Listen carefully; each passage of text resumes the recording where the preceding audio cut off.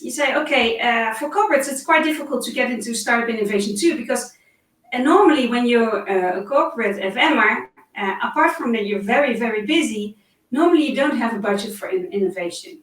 I mean, the budget of innovation will always be for the core activity of that company, isn't it?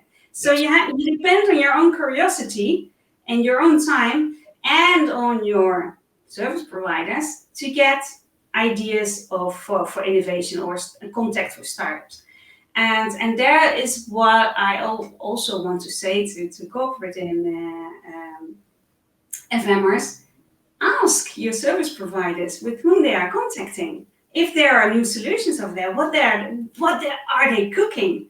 And service providers contact also with startups and get them on board. Work with them. Make a top service for your final corporate clients. Build a service together with the startups that are around you. Yeah, I agree. And I wouldn't normally do a plug on this show at all, but that's why we created the Smart Building Starter Pack, because some people don't have lots of money or a budget to do a POC. So starting small and testing the water is quite a good way to do things. We've got some other questions down here, but we've got some questions coming in as well. So the first one is from Ignacy Casamada Bragulet, and I hope I pronounced that correctly. Apologies if I did not.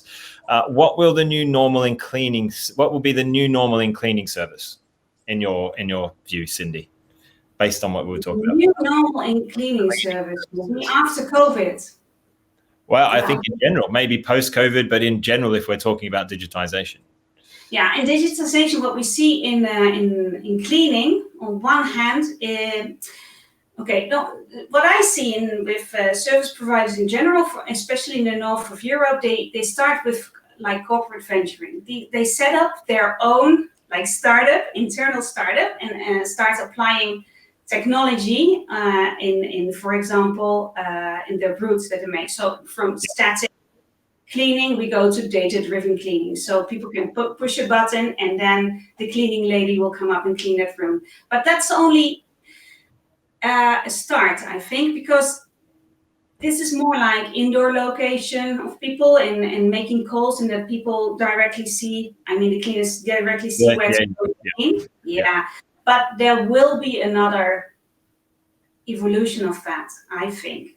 Artificial intelligence will be applied also in the working routes of the cleaners, and frontline workers like cleaners will have to be empowered also in their jobs with artificial intelligence. And I know that there are some people working on that, but we'll see how that will develop in the future. Yeah, we get a lot of requests for smart cleaning. We do a lot around smart cleaning now because of COVID. Prior to COVID, we talked about it. Not a lot of people did it, but now, like every week, we're doing something around smart cleaning for people. So it is evolving. It will change, and it will get smarter and smarter.